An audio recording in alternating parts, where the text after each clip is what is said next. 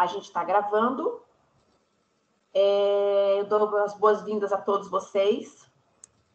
Quero agradecer a presença de cada servidor que se disponibilizou a estar aqui com a gente durante essa 1 horinha para ouvir a doutora Priscila Marcondelli. A doutora Priscila é minha nutricionista, com muito orgulho, né, Pri? Há muitos anos. Há muitos anos. E é nutricionista de alguns colegas aqui também. E ela é uma super profissional, com mestrado em nutrição, doutora em ciências da saúde, uma especialização em medicina ortomolecular. E o tema de hoje também, né? Ela é especialista em nutrigenômica e nutrigenética, que ela vai explicar para a gente o que é, mas é um trabalho maravilhoso que ela faz para nos acompanhar. E como paciente, eu diria que é quando ela ensina a gente a adequar o que a gente faz no nosso dia a dia, as nossas propensões genéticas, né? Até para que a gente consiga tirar o máximo de tudo, da nossa vida, do que a gente veio, do que a gente é e do que a gente tem ao nosso redor. Então, é com muito prazer que eu recebo a Priscila aqui hoje e todos vocês. E agradeço, Pri, pela sua disponibilidade e passo a palavra a você. Ressonância, mas infelizmente é assim mesmo. Bom dia, quase boa tarde, pessoal. Eu vim aqui para contar uma história para vocês, uma história da nutrição. Eu fico feliz que eu faço parte dessa história. Eu tenho 28 anos de formada como nutricionista e participei de toda a evolução da nutrição. Quando o começo da nutrição era prescrever nutri, barrinha de cereais, peito de peru. Quem viveu essa época lembra, né? E eu me especializei, comecei na nutrição esportiva em São Paulo, me formei pela USP e comecei na nutrição esportiva, fisiologia do exercício, foi minha primeira especialização. Depois mudei para Brasília, fiz mestrado e doutorado aqui. E depois que eu fiz o meu doutorado, eu me especializei em medicina ortomolecular, que é para explicar um pouquinho mais a nutrição celular. Só que muitas dúvidas aparecem quando você começa a estudar a nutrição celular, porque cada um tem uma individualidade metabólica. E foi aí que eu tive a curiosidade e me joguei literalmente na nutrigenética, que é uma área super nova, e me especializei nesse assunto. Então, quero contar uma história para vocês da nutrição. Bom, hoje em dia, eu estava até conversando com a Dani, tem uma confusão muito sobre nutrição. E vários profissionais, né, da área da saúde, eles tendem a centralizar a nutrição em alguns conceitos fixos, como, por exemplo, é uma reeducação alimentar, é uma dieta com arroz e feijão, ou é uma dieta baseada em carne, ovo, ou uma dieta paleolítica. Nós vivemos uma moda, e essa moda da nutrição, quem vivenciou isso, lembra que o ovo era um bandido, agora o ovo é a salvação do mundo. Tem gente que recomenda comer 7, 8 ovos no dia. A nutrição funcional já vem explicando um pouquinho mais a integralidade, né, do organismo. Só que também entram muitas restrições alimentares para todo mundo. E aí veio a alimentação fit, das marmitinhas, da batata doce com frango, e aí a low carb, que agora é o assunto do momento, todo mundo precisa fazer low carb para ter uma boa saúde, junto com o jejum intermitente. Então, é muito comum se fazer consultas e das consultas na área da saúde vem com uma prescrição básica, uma prescrição de dieta low carb e jejum intermitente. Só que aí a ortomolecular, ela entra explicando um pouquinho mais, como eu disse, a nutrição da célula. E aí a nutrigenética, uma dieta baseada no DNA, a gente vai ver que explica um pouquinho mais do metabolismo celular. Bom, e aí entra o assunto que todo mundo gosta, que existe pílula mágica, existe um exame que você faça que te salve e que seja mágico, resolva toda a sua vida. A gente vai conversar sobre isso na nossa palestra. E aí a nutrição de precisão e a medicina integrativa, que é um termo que agora vocês vão escutar muito, ela analisa os dados clínicos, genéticos e estilo de vida. Então, não existe uma salvação, existe um cruzamento de vários dados, juntando os dados clínicos, exames laboratoriais, estilo de vida e a parte genética, para os tratamentos serem mais personalizados e as condutas serem mais assertivas. E aí a gente está na era da proibição, né, gente? Não pode glúten, não pode carne, a dieta vegana está em voga, o café nem pensar. doces de jeito nenhum, bebida alcoólica, laticínio virou uma coisa super proibitiva. E será que é assim para todo mundo? Bom, explicando um pouquinho da genética, né? A ascensão da genética veio do projeto Genoma, muitos anos atrás. E nesse projeto descobriu-se que nós somos 99,9% iguais, só 0,01% que diferencia a gente, como, por exemplo, essa sequência original de gene, que existe uma alteração genética, que é uma sequência de SNPs, que dá toda a característica, nossa característica, cor dos olhos, aí na nutrição, metabolismo de lactose, metabolismo de glúten, e essa variação, então, é pequena. Entre a Gisele Bündchen e outras mulheres, a diferença é só de 0,1%. Nós somos 99,9% iguais. E aí, falando um pouquinho de nutrigenética. O que é a nutrigenética? A nutrigenética ela é baseada na interferência dos genes para o nutriente. Então, ou seja, através da nossa genética, nós conseguimos determinar quais os melhores nutrientes a serem ingeridos, metabolizados e absorvidos. E o contrário também existe. Quais são os princípios ativos, os compostos bioativos dos alimentos que interferem na nossa genética? Por exemplo, silenciando alguns genes, interferindo na expressão dos genes. Então, a nutrigenética e a nutrigenômica, elas se completam e elas são, fazem parte da genômica nutricional. Priscila, é só a genética que interfere? Não. Mas vamos falar mais um pouquinho dessas alterações genéticas. Com essas alterações genéticas, a proteína, ela tem uma disfuncionalidade, então ela se torna uma proteína anormal.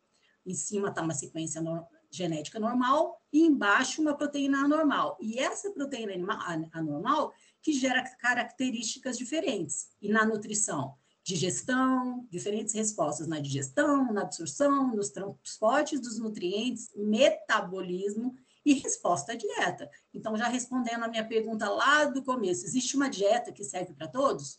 A low carb para todo mundo? O jejum intermitente para todo mundo? Aqui já está a resposta de que não. E aí, pensando em nutrigenética, nutrigenômica, na genética familiar, isso representa apenas 35% do total. 65%, olha a responsabilidade do estilo de vida. Então, são terapias medicamentosas, o meio ambiente, realmente o estilo de vida que a gente vive. Só que, por que é importante você conhecer a sua genética? A gente vai falar aqui.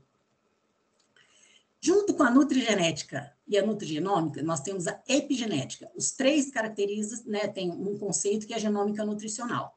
E olha que interessante, essa epigenética são informações transferidas de uma célula para outra, quando a divisão celular ocorre, e são passadas de geração em geração. Sabe quanto tempo nós somos influenciados pela genética, quantas gerações do que os nossos antepassados se alimentavam?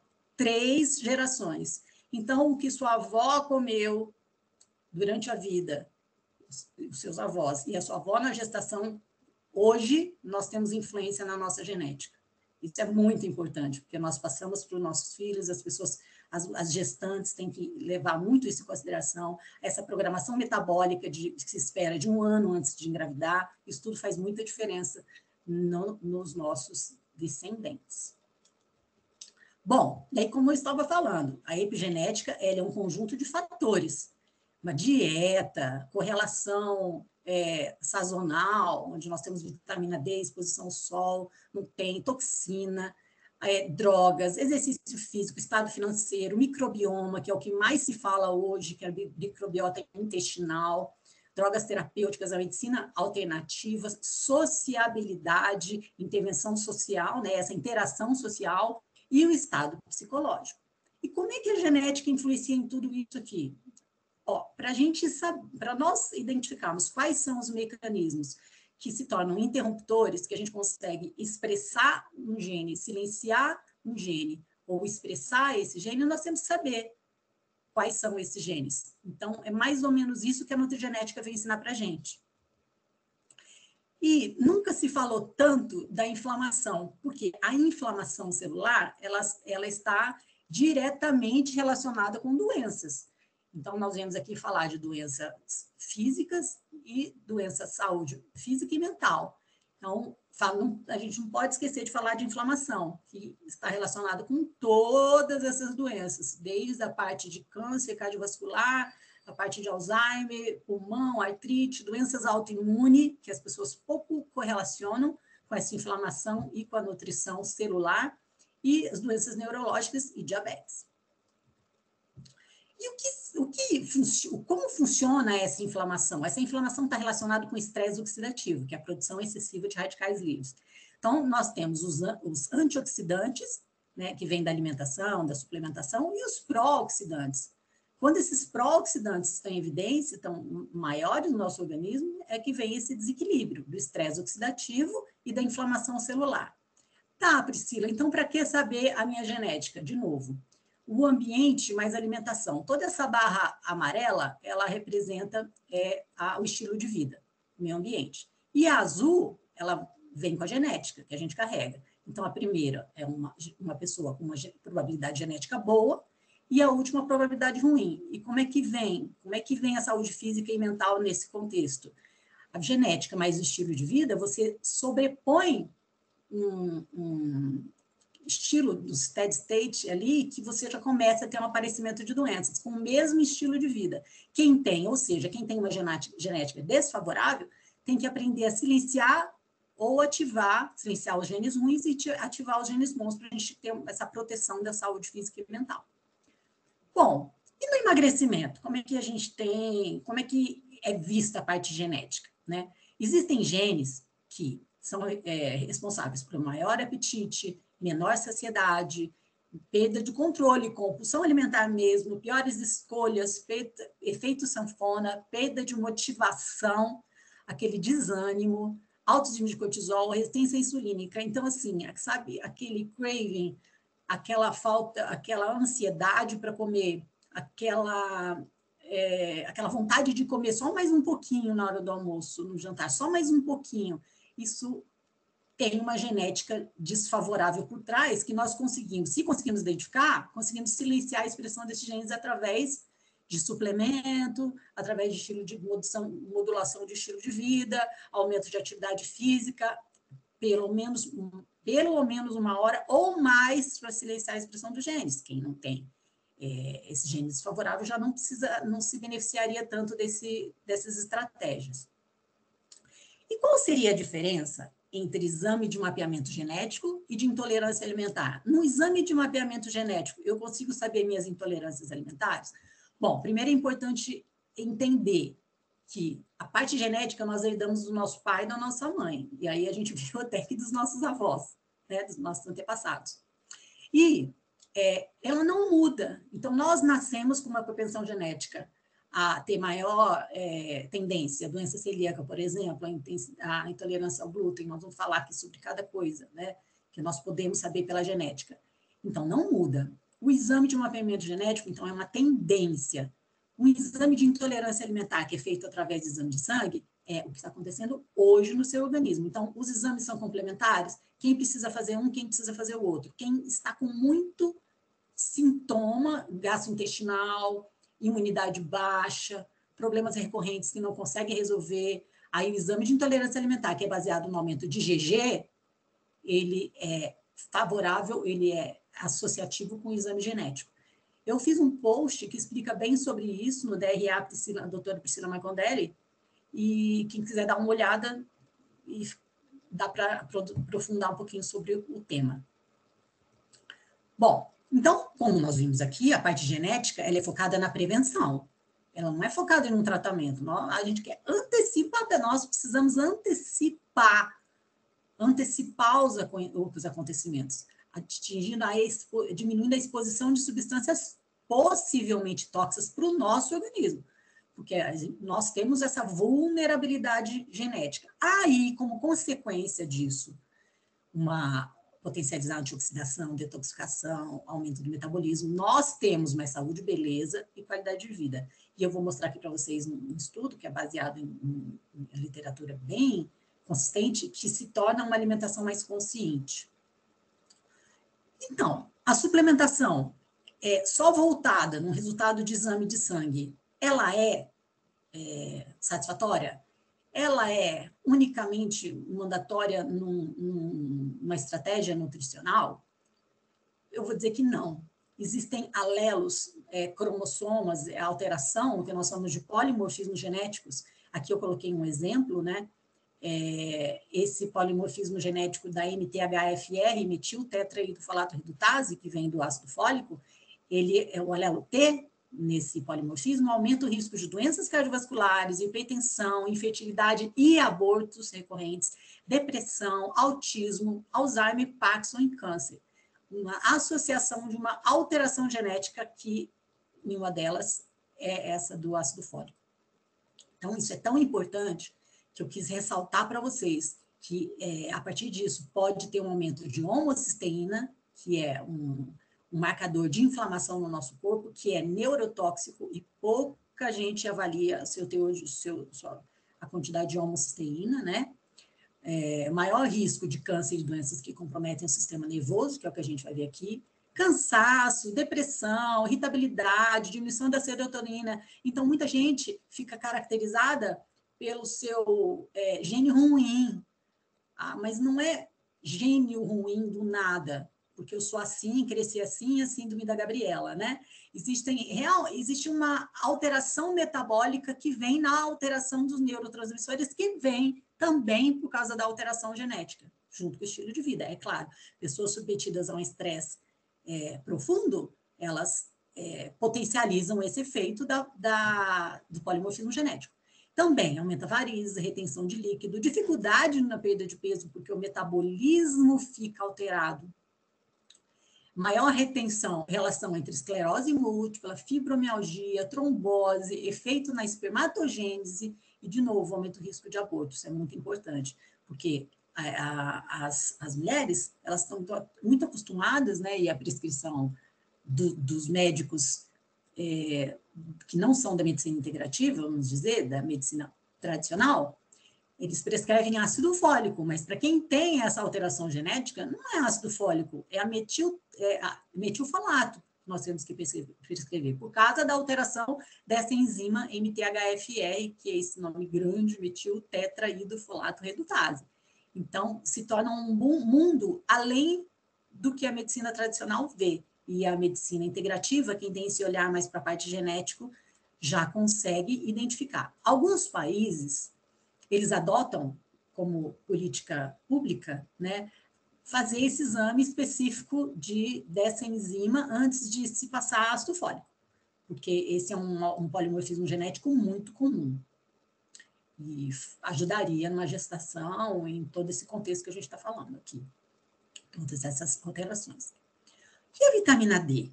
Nunca se falou tanto da vitamina D como nessa pandemia. Mas alguém fala que ela interfere as funções do sistema nervoso? Né? Alguém fala sobre isso? Além dos efeitos tradicionais do cálcio, ela tem relação direta com a produção de dopamina, que é um hormônio do bem-estar. Por isso que tomar sol faz muito bem para o corpo e para a alma, porque além de elevar os níveis de vitamina D, nós sabemos que os países onde não existe essa exposição solar, tem muita depressão se as pessoas não suplementam. Então, isso indiretamente, quem sabe desse fato, consegue fazer uma correlação, mas isso não é falado no dia a dia. E ainda existem pessoas que acreditam que o nível ideal de vitamina D é em torno de 30, e nós sabemos que é no mínimo 60, de 60 a 80 no sangue. Não tem como falar de saúde mental e não falar de Alzheimer, né? Aqui tem duas figuras, uma é de um cérebro saudável, outra um cérebro já com Alzheimer. E o interessante, depois que você começa a estudar essa doença, é entender que existe uma janela terapêutica. Então, um período onde tudo isso acontece, ele não é necessariamente relacionado com a demência e com os primeiros fatores, onde as pessoas são encaminhadas para um neurologista para fazer exame, para ver como está o contexto do cérebro, né? Funcionabilidade e a estrutura, a parte estrutural. Então, essa doença, ela tem um processo, e ele é lento, de 20 a 30 anos. Presta atenção, muitos anos. E esses sintomas, os sintomas aparecem já quando existe encolhimento e morte dos neurônios. Ele não aparece no começo desses 20, 30 anos. Aí eles, junto com esse encolhimento e morte dos neurônios, né, nas regiões do cérebro, relacionadas com cognição, então no córtex frontal e no hipocampo. Então, a neurodegeneração, ela acontece antes dos sintomas. E essa fase pré-clínica, que é bem prolongada, os pesquisadores, eles sugerem que as intervenções nutricionais, elas sejam feitas neste momento. Porque se as pessoas fizessem essa intervenção antes do aparecimento da doença, ela reduziria em 5 anos, por 5 anos, elas reduziriam os casos pela metade. E a gente consegue adiar o aparecimento da doença, da demência. Então, se você tem uma propensão genética ao desenvolvimento do Alzheimer e você consegue fazer essa intervenção pré-clínica, você consegue adiar também em 5 anos o aparecimento da doença, que ao invés de um Alzheimer, pode ser só um esquecimento lá pelos 90 anos, que era uma coisa mais comum que a gente via os nossos bisavós, né? Não tão comum quanto hoje. Então, se sabe que o estilo de vida, junto com a genética desfavorável, é o que está sendo relacionado muito com o aumento de casos de Alzheimer, que hoje a gente olha para o lado, na família tem, ou na nossa família, ou a família de alguém, tem um quadro de alguém da família com Alzheimer, e já com um processo mais avançado. Bom, e pouco se fala também da relação do Alzheimer e da toxicidade de metais pesados, principalmente o mercúrio. Se alguém que estiver aqui assistindo esse, ou conhece alguém que ainda tem amálgama dentário, por favor, pede para essa pessoa retirar. Vai no dentista biológico e com muito cuidado, aos poucos, todo num campo protetor com ozônio, retira essa amálgama, porque o mercúrio, a principal fonte de mercúrio, ela vem do amálgama, mas é a grande porcentagem, e de peixe. Então, por isso que se fala muito de não consumir peixe de cativeiro, né? Pelos metais, pelos corantes, principalmente em salmão, que é colorido, quanto mais amarelinho, quanto mais colorido, mais toxina ele gera para o nosso organismo. E amálgama, que precisa ser retirada aos poucos, porque se a pessoa vai lá no dentista normal, sem proteção nenhuma, dentista tradicional, e tira de uma vez essa amálgama, para onde vai a amálgama? A amálgama vai para a corrente sanguínea, e aí o estrago é muito pior do que ficar com a amálgama. Então, o custo-benefício, a intervenção correta é um dentista biológico, que usa ozônio, que tira aos poucos, para fazer uma intervenção satisfatória. Então, as últimas abordagens terapêuticas da doença de Alzheimer, ela abrange produtos farmacêuticos para quê? Para remover e se ligar nesses metais no cérebro. Então, antes disso, o que a gente tem que fazer? Nós estamos falando aqui sobre prevenção. Então, a prevenção, que também vai ser falado na parte de detoxificação, né, e antioxidação, é trabalhar nessa redução dos metais tóxicos a nível cerebral. Então, a importância de tudo isso são estratégias de prevenção precoce que visam múltiplos fatores de riscos modificáveis simultaneamente para os portadores dos polimorfismos genéticos.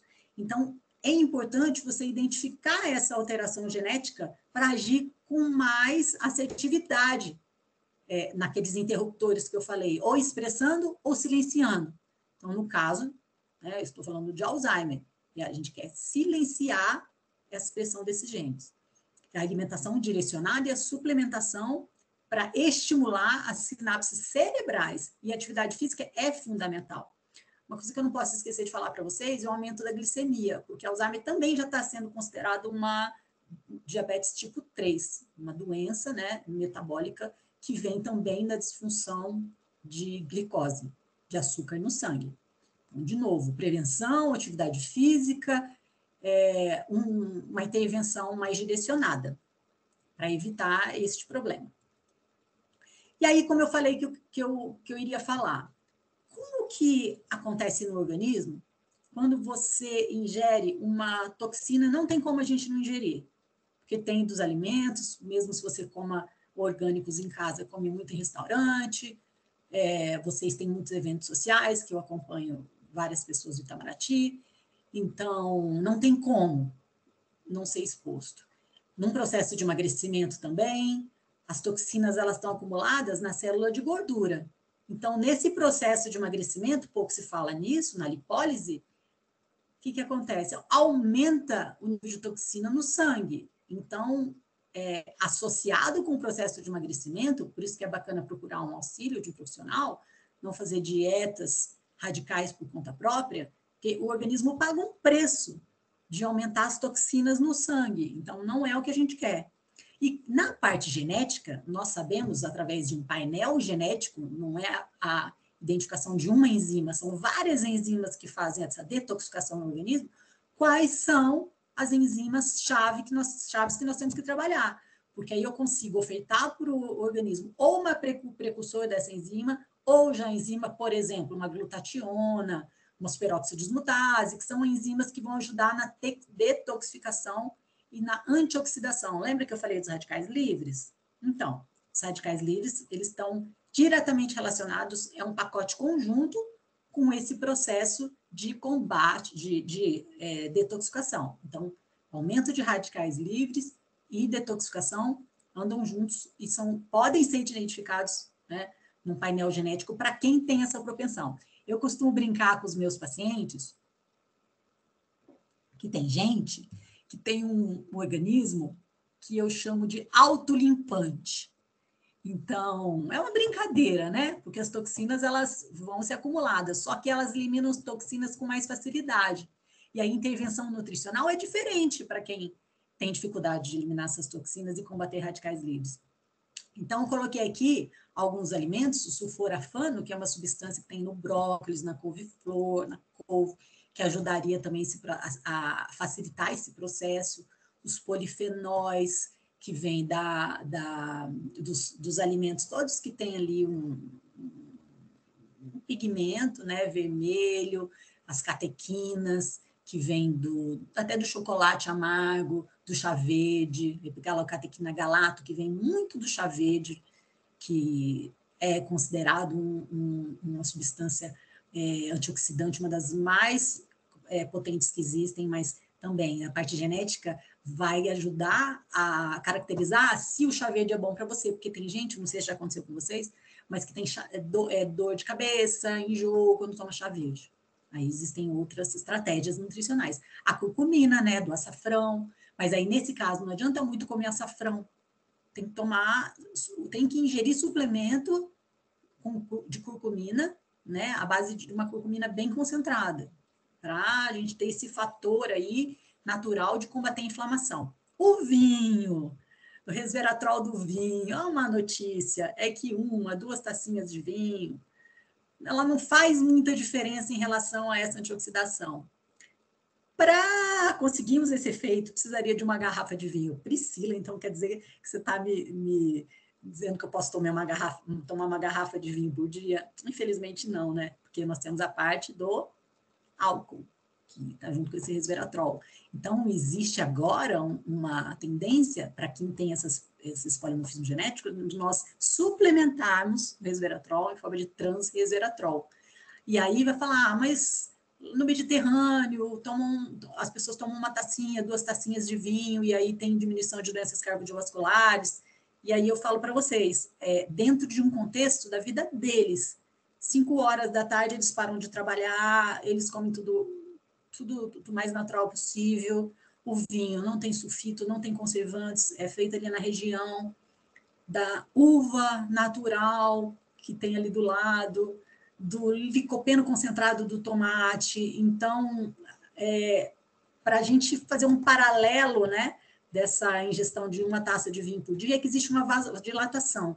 Só que no processo de emagrecimento, que uma vasodilatação favorece, né, essa parte de prevenção de doenças cardíacas e tal, mas parte de emagrecimento, desinflamação, ajudar a que o fígado ele funcione com mais efetividade. Aí a bebida alcoólica não é recomendada todos os dias.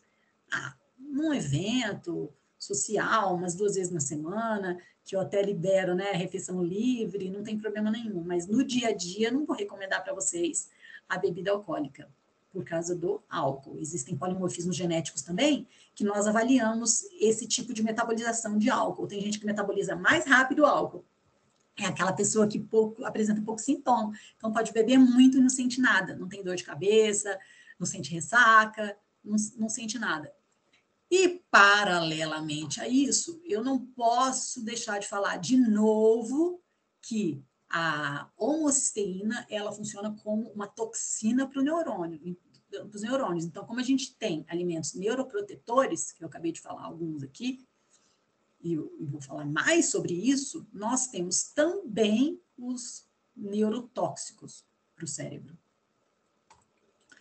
Bom, e aí, enquanto a medicina fica e a nutrição fica discutindo se a parte genética é ou não eficaz, ou se vale a pena ou não fazer exame genético, né? Ou ver um 6 ou ver um 9, e maior discussão, alguns países já incorporaram nas políticas de saúde pública. E cada vez mais existem trabalhos consolidados, inclusive associação de genômica nutricional, entidades. Eu fui para os Estados Unidos fazer curso sobre isso, centro de genética nos Estados Unidos. Nossa, é sensacional. Na Europa tem centros também, nutrigenômica, na genômica nutricional, que eu expliquei para vocês. Então, enquanto fica se discutindo se é ou não eficaz, a ciência evolui. E as pessoas precisam evoluir junto com essa ciência, porque no futuro a gente não vai falar de outra coisa, a não ser como a nossa genética pode ajudar a silenciar a expressão de genes.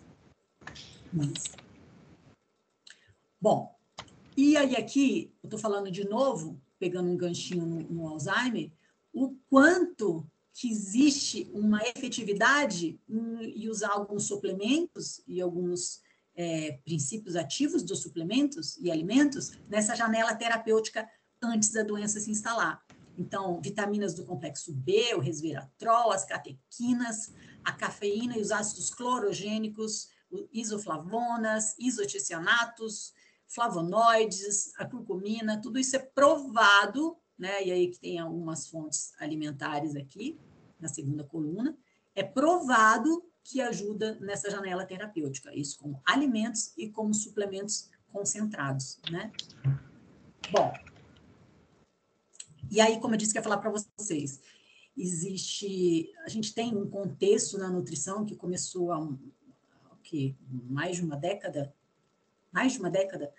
e que se comprova que as pessoas que entendem a sua genética, elas conseguem incorporar mais esses hábitos. Então, as pessoas não fazem mais dieta para emagrecer, dieta para desinflamar. Elas já seguem uma orientação que é uma orientação para manter o menos gordura possível no corpo, antioxidar o máximo possível, detoxificar o máximo possível, prevenir todas essas doenças. Então, tem melhor compreensão dessas recomendações e essas pessoas, elas desenvolvem um maior interesse em melhorar a sua própria saúde. Então, realmente, é uma motivação para implementar mudanças efetivas nos hábitos de vida, né?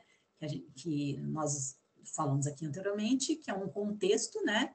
Nos hábitos alimentares, um comportamento, atividade física, a metabolômica, que é um processo metabólico de tudo isso, a microbiota e a nutrigenômica. Lembra que eu disse que é a associação da nutrigenética, da nutrigenômica e da epigenética, que é a influência do meio ambiente em tudo isso. Então, para que conhecer a parte genética? O que a gente tem que fazer no estilo de vida? conhecendo a nossa genética, que é uma impressão digital metabólica, para entender melhor o seu metabolismo, nós silenciamos esses genes, damos mais vida, nós precisamos dar mais vida aos nossos anos, porque a longevidade está cada vez mais, está crescendo cada vez mais em número de anos de vida, só que em qualidade, nós acabamos de falar que olhamos para o lado e temos alguém da família ou alguém da família com doenças, né, do sistema nervoso central. Então, além de treinar o corpo, nós também temos que treinar a mente. Tá. E falando um pouco de saúde mental, né? Como é que vem o metabolismo, como é que se encontra o metabolismo dos neurotransmissores? Nós sabemos, né, muito se fala do metabolismo da serotonina, que é o hormônio da felicidade. Então, essa serotonina, ela é precursora de melatonina. Quem aí tem problema de pegar no sono ou dorme, mas tem um sono leve e durante o dia tem oscilação hormonal e que muitas vezes quando faz uma dieta radical, principalmente low carb, todo esse mecanismo se desenvolve com mais facilidade. Então, diminui a serotonina, que é precursora da melatonina, piora o sono, a pessoa passa mais tempo de mau humor, alterações de humor durante o dia, e piora com uma dieta com pouco carboidrato e restrição calórica, uma grande restrição calórica. Essa produção de serotonina e dopamina, que são os hormônios relacionados com o bem-estar, com aquela satisfação de reconhecimento, né? Satisfação pela vida mesmo e alegria. Elas estão relacionadas diretamente com os esses neurotransmissores, com a parte genética. Então, nós sabemos que o metabolismo da vitamina do complexo B, ela vem como um precursor genético desses neurotransmissores. E aí, a quercetina da casca da maçã é um antioxidante que pode ajudar, a coenzima Q10, a carnitina como suplementação, teanina, curcumina, SAMe, vários suplementos, glutamina, chá verde de novo, o vinho, o café, antioxidantes em geral, a gordura saudável, proteína, carboidrato, glúten, lactose e detoxificação, está inserido dentro desse contexto. Quem tem predisposição genética à inflamação consumindo esses alimentos, também vai inflamar mais e diminuir a produção de neurotransmissores.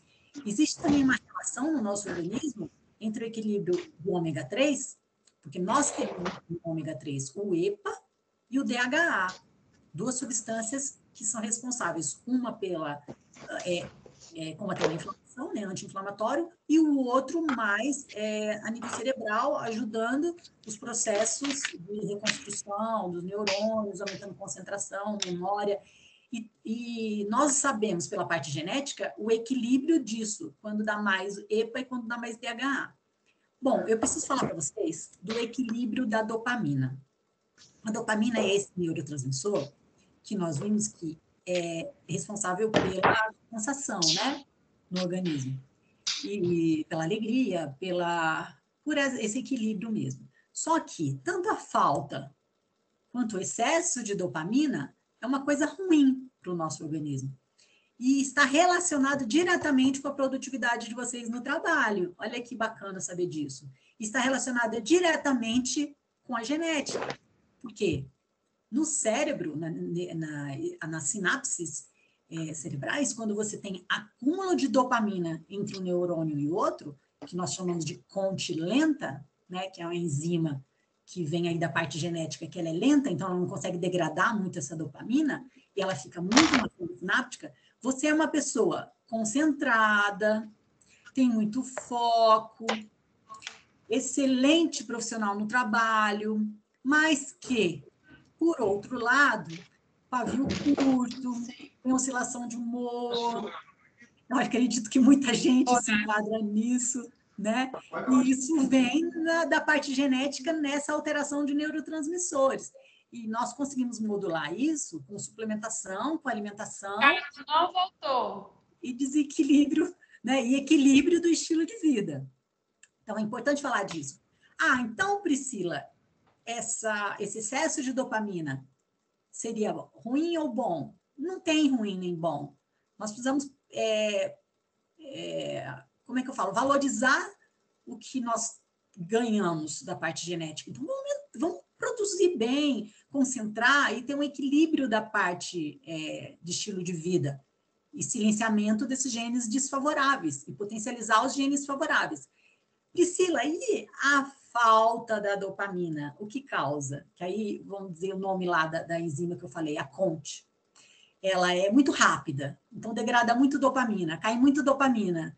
A pessoa, ela se dá muito bem num ambiente estressante. Então, é aquela que precisa de muito estresse para produzir. Já a outra, que tem excesso de dopamina, peraí, ela se estressa com muita facilidade. Então, sabendo disso, ela vai buscar estratégias de estilo de vida, né? De novo, suplementação e alimentação, para controlar isso. Quem baixa a produção de dopamina sente, às vezes, desânimo e precisa ser empurrado. Então, às vezes, de manhã tem dificuldade de sair da cama, mas quando chega no trabalho e tem uma super cobrança, a pessoa se sente viva. É aquela pessoa que eu já acompanhei muitos pacientes assim, que tem dificuldade, quando aposenta, entra em depressão. Então, nós precisamos modular isso, tá?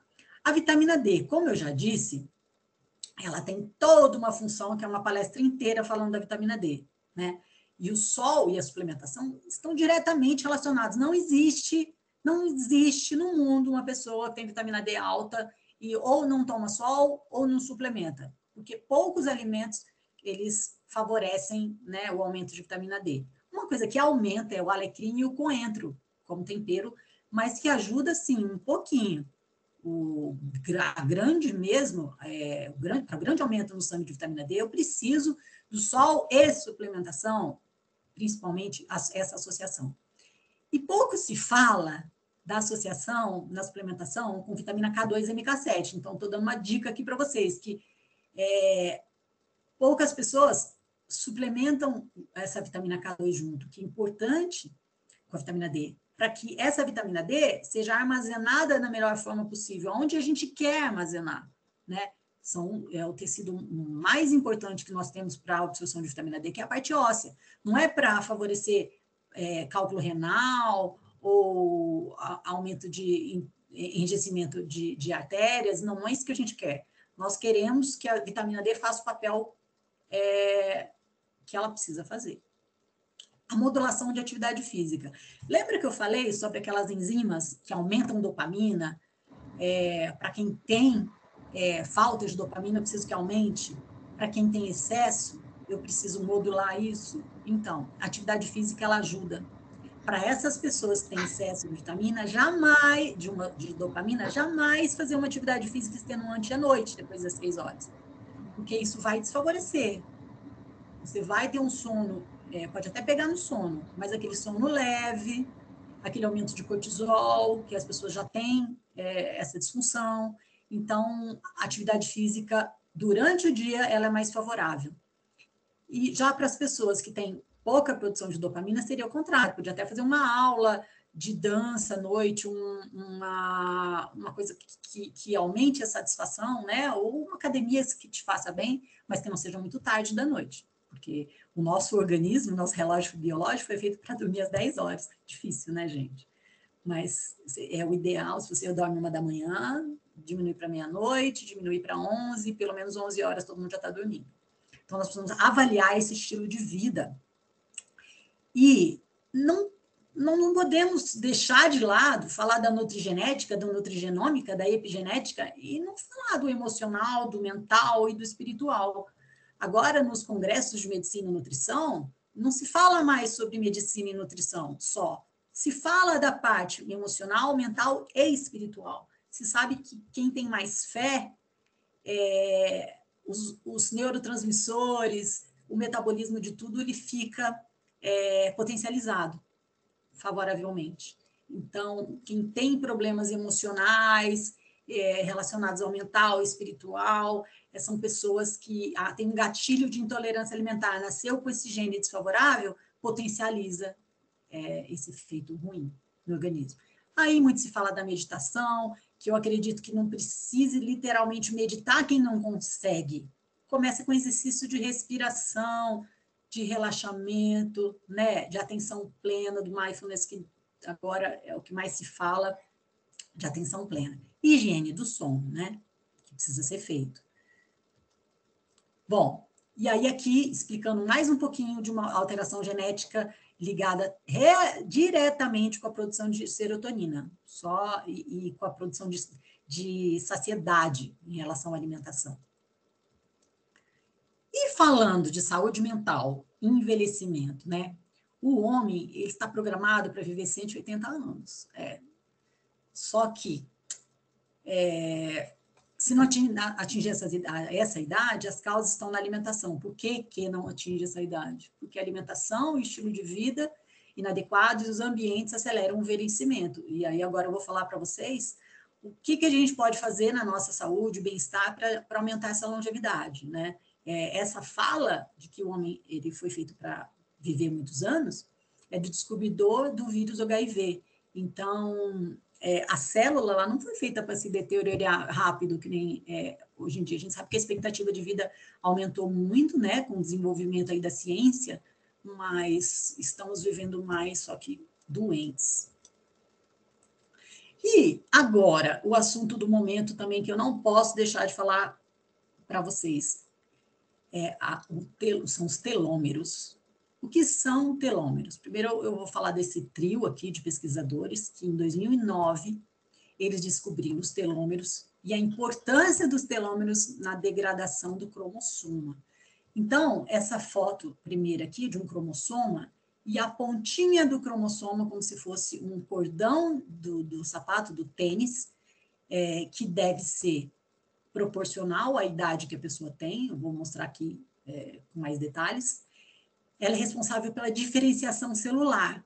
Então, na direita, nós temos a diferença do telômero. Um telômero bom, e aí ele vai tendo encurtamento. E esse encurtamento está relacionado diretamente com doenças, desenvolvimento de doenças, tanto na parte física quanto na parte mental. Que é o que a gente veio falar aqui. Então, explicando um pouquinho melhor sobre como que as células, né, elas tornam esses telômeros mais curtos. No final de cada cromossomo, então, existe um DNA que protege os dados genéticos, como se fosse ali, ó, um cadarço de sapato. E aí, se isso é deteriorado, olha como é que fica o nosso cadarço, né, do tênis. Difícil colocar no buraquinho, né, e fazer um laço. É a mesma coisa que acontece com os nossos telômeros. E aí, essas capinhas, ela costuma ser comparada, então, a esse cadarço do sapato do tênis. E essas pontas protegem o cadarço de se desfiar, assim como os telômeros protegem o DNA de desfiar. Gera confusão, que vou passar aqui para vocês conhecerem mais um pouquinho sobre o telômero, que é o que mais se estuda hoje no momento em relação à genética e ao envelhecimento. Então, esse gráfico, ele mostra ali um comprimento normal, e o comprimento médio do telômero é de 6,24. Estima que o comprimento médio do telômero seja longo em comparação com o banco de dados de comprimento dos telômeros. Então, como que é comparado? Esse telômero, nosso telômero é comparado com o quê? Com a população em geral. Então, são caracterizados, né, em faixas que vai desde muito longo, quanto longo, normal, curto e muito curto. Priscila, então é bom ter um telômero muito longo? Não. Muito longo quer dizer que as células estão se reproduzindo muito. Eu não quero que elas se reproduzam muito. Isso pode ser aí uma propensão genética à multiplicação celular, que nós não queremos, tipo um câncer, por exemplo. O ideal é que tenha no telômero, fiquemos ali nessa classificação do longo ou normal dos nossos telômeros. Eu vou mostrar para vocês um gráfico aqui, que o gráfico ele é baseado, então, na curva de tendência e na curva da normalidade, que é a população daquela faixa etária. Então, eu tenho aqui um gráfico de uma paciente que ela nasceu em 1947. Então, a idade biológica, cronológica dela, né, é de 74 anos. A data de nascimento, ela tem 74 anos. E eu fiquei muito surpresa, e ela também, apesar de ela, durante uma vida, ter um estilo de vida saudável, né, o resultado. ela tem um telômero normal, uma idade biológica de 54 anos.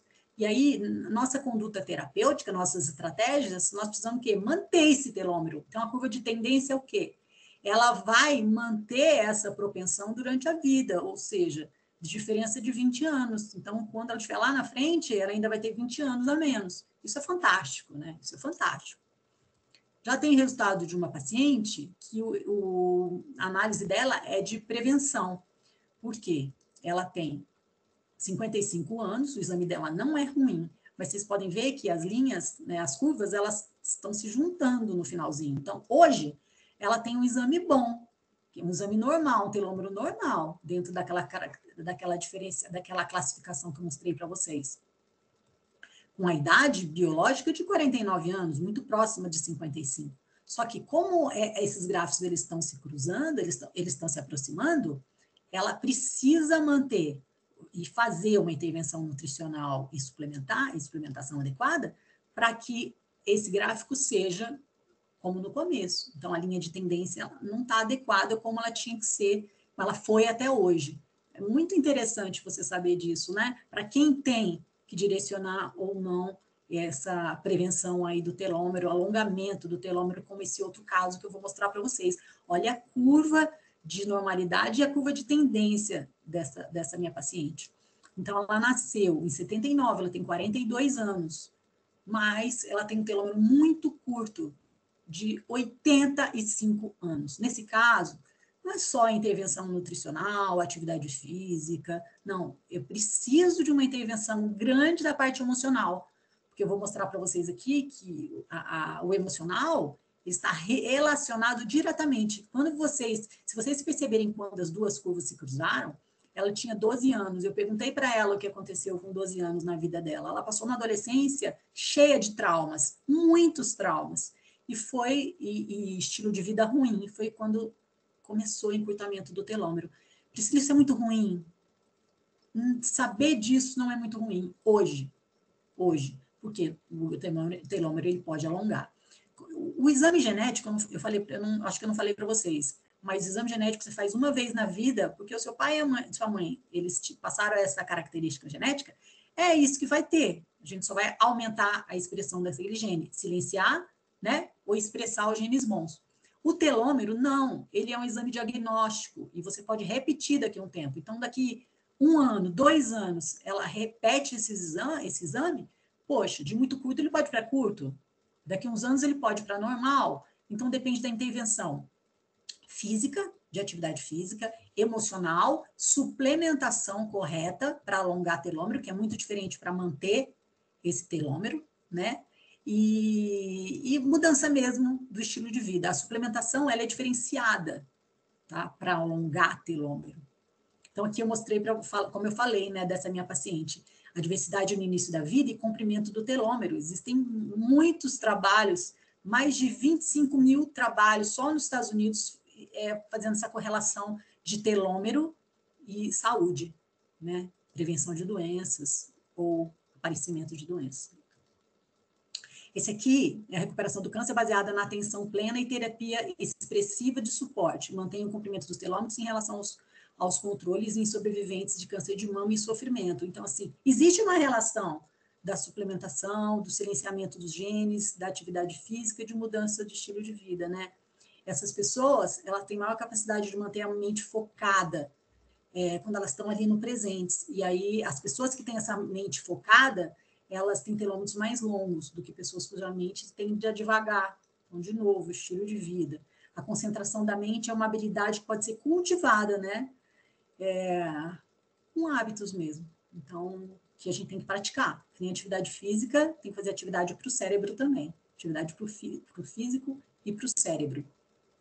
E aí, já estou finalizando, o que acelera o encurtamento do telômero? Quais são os fatores? O abuso de droga ou álcool, que eu falei em excesso, carências de vitaminas, consumo de bebidas açucaradas, a depressão, vai encurtando o telômero, exposição a substâncias tóxicas, falei muito aqui para vocês sobre o processo de detoxificação e antioxidação, a falta de sono, poluição, sedentarismo, quem não faz exercício começa a fazer hoje, o estresse, o tabagismo, alimentos ultraprocessados. E o que faz alongar telômero? Olha só, o básico do básico. Alimentação saudável, mas assim, mais específica, né? Como expliquei para vocês, da célula, nutrição celular. Atividade física, boa qualidade do sono, elementos antioxidantes, então não só da alimentação como da suplementação. Claro, estilo de vida saudável, gerenciamento do estresse, a meditação ou exercício de respiração, um ômega 3 adequado, psicologia epigenética, é você conhecer toda essa parte aí que eu expliquei dos telômeros, dos neurotransmissores, e o psicólogo atuar mais assertivamente também. Uso de nutracêuticos, né, que são compostos bioativos dos alimentos em forma de suplementos. E o que a gente vê na nutrigenética, então?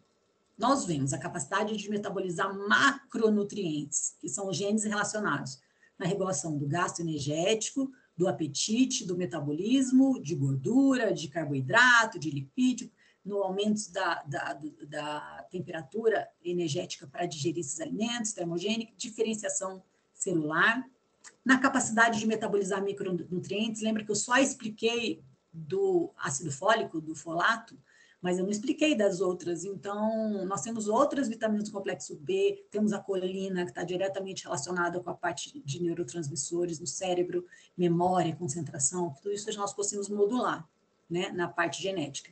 As intolerâncias alimentares, como eu falei aqui por cima, bem en passant, sobre glúten, lactose, que nós conseguimos preventivamente atuar, sódio, álcool, frutose, níquel, que vem muito das panelas, então tem gente que precisa trocar suas panelas mesmo, mas aí a pessoa sabe como é que é seu metabolismo do níquel, o índice detox, que eu falei aqui a aula inteira, que um painel genético nós conseguimos cruzar esses genes bons, favoráveis e desfavoráveis e traçar uma suplementação adequada. Distúrbios emocionais, comportamentais e de humor, também nós conseguimos ver isso na parte genética. De declínio cognitivo, né, mais conhecido como Alzheimer, e equilíbrio dos neurotransmissores. Então, lembra de que isso representa 35%, 65% do estilo de vida, e eu preciso modular essas duas coisas para chegar pelo menos no 90%. Esse é um projeto que eu fiz com um gêmeo, as irmãs gêmeas, né? E tem na bio do meu Instagram, quem quiser dar uma olhada, explica bem sobre nutrigenética. Esse menininho aqui é meu filho, a carinha dele de que minha mãe está fazendo comigo agora, qual é a experiência. Ele tinha 9 anos, hoje ele tem 16, e ele é atleta de natação, e toda a parte de nutrigenética foi incorporada no estilo de vida dele, muita coisa nós descobrimos, e ele conseguiu se diferenciar aí na parte de desenvolvimento como atleta e saúde. Então, né, para finalizar, nós temos essa impressão digital metabólica. Nós temos com isso. Apresentamos um roteiro do nosso filme da vida. Mas a gente pode reeditar a cada minuto esse filme. Então, genética, ela não é destino. Eu quero um novo epigenoma, e nós conseguimos um novo epigenoma. E aí eu queria agradecer a presença de vocês e terminar com uma frase que eu acho mais importante de tudo, que é a composição corporal. As pessoas só se preocupam que eu estou magro, eu estou gordo, eu tenho gordura, eu não tenho no corpo. Aí vem a desculpa, quero cuidar da minha saúde, mas nós sabemos que muito vem da parte de estética, e a composição nutricional corporal desejada, ela é consequência de uma orquestra perfeita do funcionamento dos genes, né? E aí eu queria agradecer e finalizar dizendo que eu acho que tudo isso foi para resumir que nós precisamos atuar preventivamente para melhorar a nossa saúde física e nossa saúde mental. Aqui embaixo tem meus contatos, né? E eu estou aberta aqui para perguntas. Muito obrigada.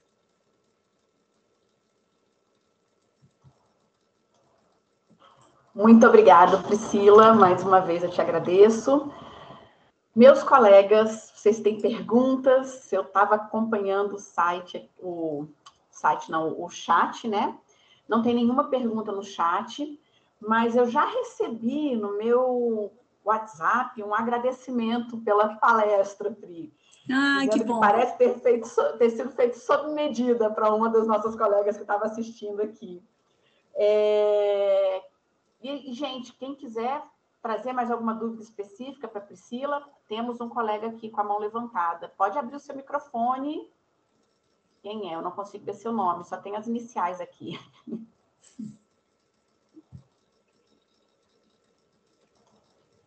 Regina. Regina, pode abrir seu microfone. Deixa eu ver se eu consigo ajudar a Regina. Ativo. Baixar a mão. Uai, cadê ela?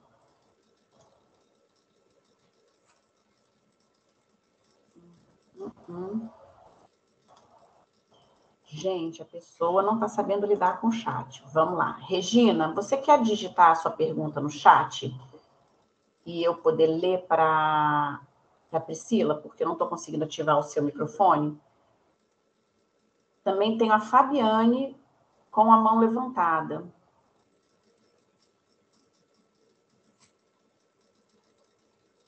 Meninas, vocês sabem como ativa e desativa o microfone de vocês? Tem uma barrinha aqui.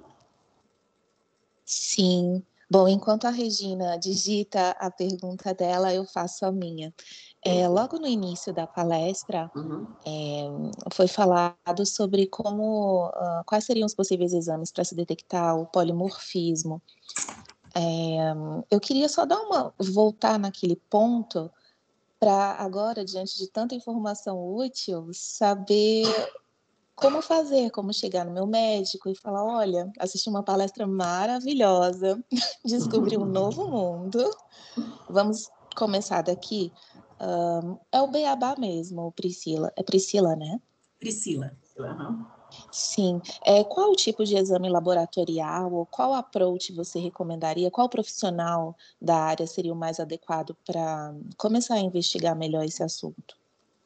Então, infelizmente, poucos profissionais no Brasil trabalham com exame genético, porque exame genético nós não fazemos no exame de sangue, é exame da mucosa da bochecha, né, através de um suavezinho, na mucosa da bochecha, coloca-se num tubinho com álcool, e o ideal, os exames mais completos são os exames que vão para fora do país, porque como é feito uma vez na vida, o maior o painel genético, vou explicar para você, por exemplo, nós somos muito do Alzheimer, né?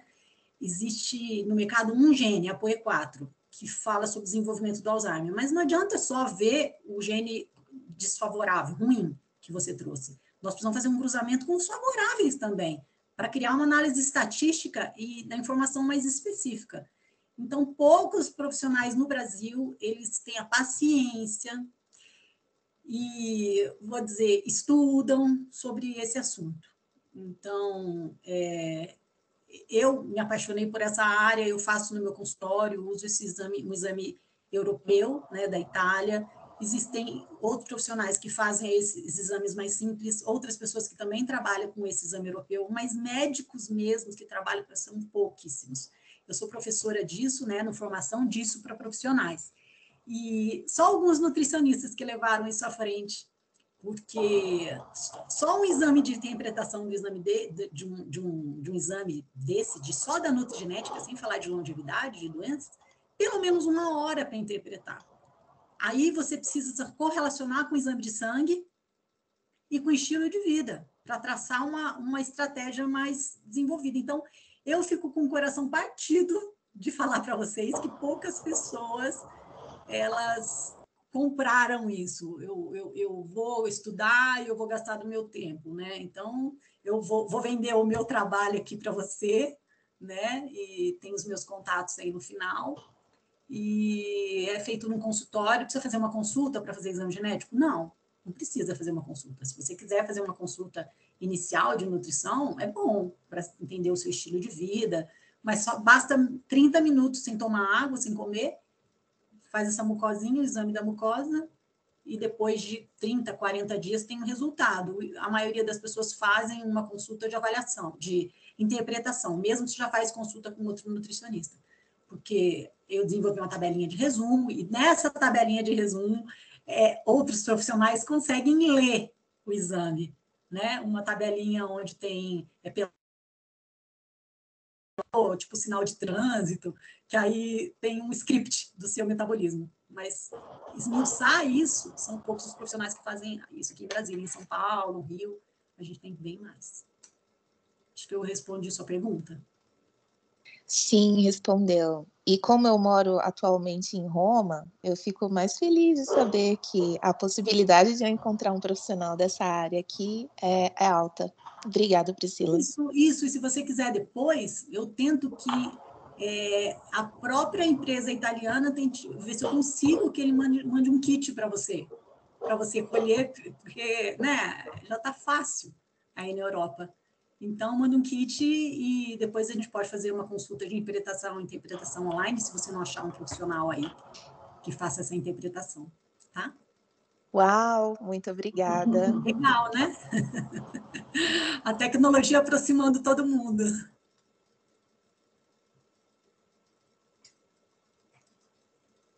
Ah, calma. Vamos lá, deixa eu descobrir. Alguém acabou de me dizer que eu preciso ativar alguma coisa aqui para as pessoas poderem falar.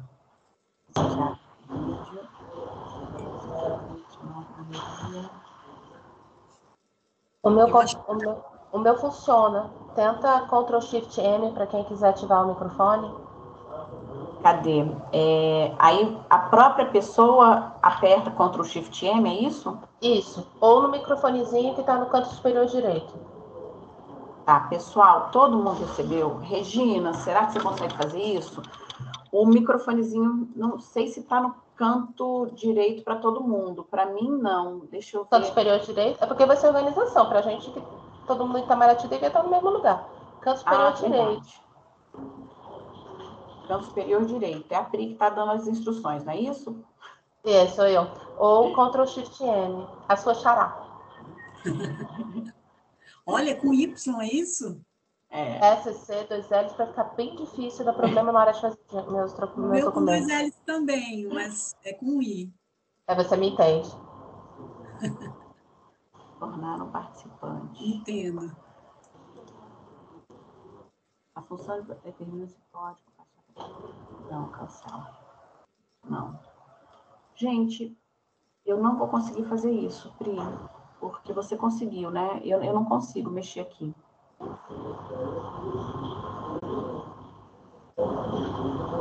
Mais alguém tem uma pergunta, gente? Mais alguém gostaria de compartilhar alguma coisa?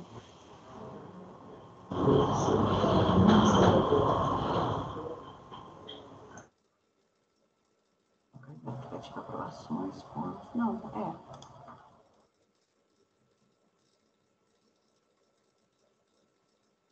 Bom, nenhuma mãozinha mais levantada. Infelizmente, a gente não conseguiu ouvir a Regina. Regina, se você quiser mandar para mim a sua pergunta, eu mando para a Priscila e a gente responde a você depois. E eu acho que é isso, então. Você quer concluir? Pode passar. Eu posso passar meu WhatsApp direto também. Pode passar seu WhatsApp? Não tem problema nenhum. Né? Vou posso colocar falar que você coloca aí. Vou colocar aqui, então. Calma aí. Marco André. Vai, gente, cadê você? Que doido. Eu te falo. Vai lá, vamos lá, Priscila. 61, né? Tem gente de fora. 99202 61 99202 3752. 3752. Pronto, gente. O telefone, o WhatsApp da doutora Priscila está no chat também. Além disso, tanto na divulgação quanto na gravação, a gente tem o Instagram dela, que no Instagram a gente também consegue falar com ela.